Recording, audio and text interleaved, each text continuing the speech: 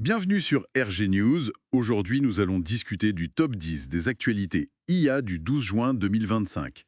Attention, nos sources pour cette analyse datent en réalité du 11 juin. Absolument. Et comme toujours, ça bouge très très vite dans le monde de l'IA et de l'IT. C'est presque difficile de suivre, hein. C'est clair.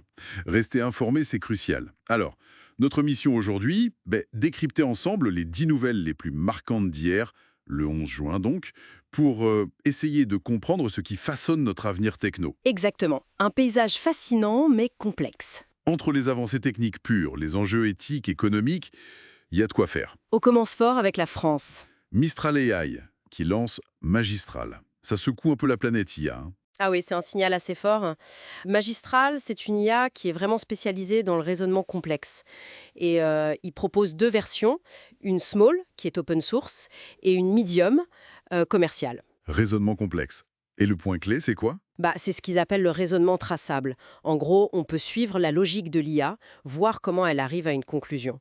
C'est crucial pour des secteurs comme la finance ou le droit, par exemple. Ah oui, la fameuse boîte noire. Là, ils essaient d'ouvrir un peu. Intéressant. Ça pourrait être un avantage face aux géants américains, peut-être? Et un signal pour l'Europe aussi. Tout à fait. C'est un positionnement malin. Et pendant ce temps, de l'autre côté de l'Atlantique, Sam Altman, le patron d'OpenAI, qui lâche une bombe. L'ère de la super-intelligence a commencé. Oula, déclaration choc, ça. Simple coup de com' ou il y a un vrai fond, hein? Difficile à dire, franchement. Mais ça relance à fond le débat sur l'AGI, l'intelligence artificielle générale, et même l'ASI, la super-intelligence. Les potentiels sont immenses, c'est sûr, mais les risques aussi, existentiels même, disent certains. Ça met une sacrée pression sur la nécessité d'une gouvernance mondiale, non? Si on parle de super-intelligence. Indéniablement. Ça replace l'urgence de la régulation, de l'alignement éthique au centre des discussions. Ça dépasse la simple course à la performance technique, quoi. En parlant de technique, un truc peut-être moins glamour, mais potentiellement énorme pour l'industrie, l'IA générative qui réinvente l'assurance qualité, la QA logicielle. Exactement. C'est un impact industriel majeur qui se prépare là. Un rapport de Kelton Tech montre bien comment l'IA peut générer des cas de test, des données synthétiques, automatiquement. Et la promesse, c'est quoi l'IA? Des cycles de développement beaucoup plus rapides, une meilleure qualité des logiciels et potentiellement des milliards d'économies à la clé. C'est assez fou. Et pour les testeurs humains? Le rôle évolue. On parle de coach qualité. En gros, guider l'IA, superviser, plutôt que de faire toutes les tâches répétitives. L'IA devient un outil puissant. D'accord, une transformation du métier.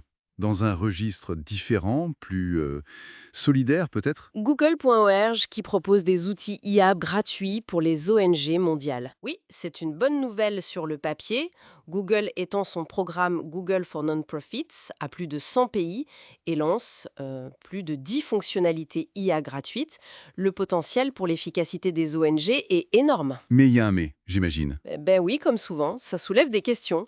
La dépendance technologique vis-à-vis de Google, l'éthique autour de l'utilisation de données souvent sensibles que gèrent ces ONG, les biais possibles dans les outils, c'est pas si simple. Logique.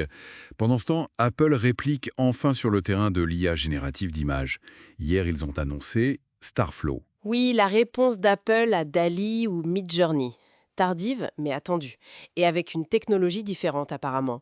Les Normalizing Flows. C'est-à-dire? En gros, c'est une approche mathématique un peu distincte pour modéliser et générer les données. Théoriquement, ça pourrait être plus contrôlable, plus efficace sur certains aspects. Reste à voir les performances réelles. Et surtout, L'intégration dans l'écosystème Apple. Ça, c'est leur force. exactement. Et puis, la question clé des données d'entraînement, elle reste entière, comme pour tous les autres. Côté open source maintenant, il y a Hugging Face qui libère Open Computer Agent, OCA. Un assistant IA pour contrôler nos ordis. C'est un peu l'idée, oui. OCA utilise des modèles vision-langage, des IA qui peuvent voir un écran d'ordinateur et comprendre des instructions pour agir. Simuler des clics, taper au clavier, Pour automatiser des tâches web, par exemple. voilà. C'est une alternative open source aux agents propriétaires qui commencent à arriver. C'est encore assez expérimental, faut le dire, mais c'est très prometteur pour démocratiser ce type d'agent IA. Cette tension entre l'open source et le propriétaire, on la voit partout. Et ça nous amène au bras de fer entre Meta et l'Europe sur l'utilisation des données pour l'IA. Ça continue. Ah oui, ça chauffe. Plusieurs autorités de protection des données en Europe, suite à des plaintes de l'assaut NOIB, sont en train d'enquêter ou d'avertir Meta Sur quoi exactement? sur l'utilisation des données publiques des utilisateurs de Facebook et Instagram pour entraîner leur modèle d'IA. Meta invoque l'intérêt légitime, mais cette base légale est très contestée par les régulateurs. Ça pourrait créer un précédent juridique majeur en Europe, ça. Tout à fait. L'accès aux données d'entraînement, c'est le nerf de la guerre pour l'IA. L'Europe essaie de poser des limites claires, affaire à suivre de très près. Et pendant que ces batailles juridiques ont lieu, le marché mondial de l'IA, lui, continue sa croissance stratosphérique, on peut dire. Carrément, les chiffres donnent le vertige. Un nouveau rapport estime le marché à plus de 1300 milliards de dollars d'ici 2023. C'est énorme. Et c'est tiré par quoi, principalement? L'IA générative, clairement. Le taux de croissance annuelle composé est estimé autour de 46%. Et l'adoption en entreprise est massive. Apparemment, 92% des boîtes augmentent leurs investissements en IA. L'impact économique devient comparable au PIB de certains pays, comme le Royaume-Uni, j'ai lu ça quelque part. C'est cet ordre de grandeur, oui. C'est une transformation économique profonde qui est en cours. Mais cette puissance soulève aussi des questions, disons, plus graves. Dans le domaine militaire, par exemple.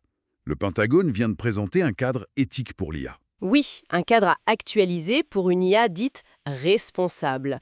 Ils mettent en avant des principes comme le contrôle humain significatif, l'équité, la traçabilité et la fiabilité. L'objectif, c'est quoi? Se donner bonne conscience ou vraiment encadrer l'IA? Officiellement, c'est guider le développement face à la compétition, notamment avec la Chine, tout en essayant de poser des normes éthiques. Mais le gros défi, c'est de traduire ces beaux principes en pratiques concrètes et vérifiables sur le terrain. C'est pas gagné. Surtout quand on parle du sujet suivant. Les armes autonomes létales, les LWS. Une alerte sur une course aux armements. Oui, un rapport récent type ONG ou think tank comme CIPRI tire la sonnette d'alarme. Sans une régulation internationale forte et contraignante, le développement de ces robots tueurs risque de mener à une nouvelle course aux armements très déstabilisatrice. Les risques, c'est quoi? Escalade involontaire? Oui, escalade, perte du contrôle humain sur l'usage de la force létale, des défis énormes pour le droit international humanitaire. C'est pour ça qu'il y a un appel de plus en plus urgent à négocier un traité international contraignant. Mais ouais, les négociations piatinent. Bon sang. Alors, si on essaye de résumer cette journée d'actu du 11 juin, qui était particulièrement dense, qu'est-ce qu'on retient? Plusieurs tendances fortes, je dirais. D'abord, l'IA devient de plus en plus capable en raisonnement. On l'a vu avec Mistral. Ensuite, elle se démocratise, elle touche plus de monde via Google pour les ONG ou l'open source comme Hugging Face. Et bien sûr, le marché explose. Ça, c'est le côté pile. Et le côté face, les tensions s'intensifient sur l'utilisation des données avec Meta et l'Europe, sur l'éthique militaire avec le Pentagone qui essaye de cadrer et l'alerte sur les loses, et même sur l'avenir de l'intelligence elle-même avec la déclaration d'Altman. L'équilibre entre l'innovation, l'éthique, la gouvernance, c'est plus que jamais l'enjeu central, on dirait. L'innovation va très très vite. Peut-être trop vite pour que la gouvernance et l'éthique suivent le rythme. C'est un peu la crainte. L'avenir s'écrit vraiment sous nos yeux.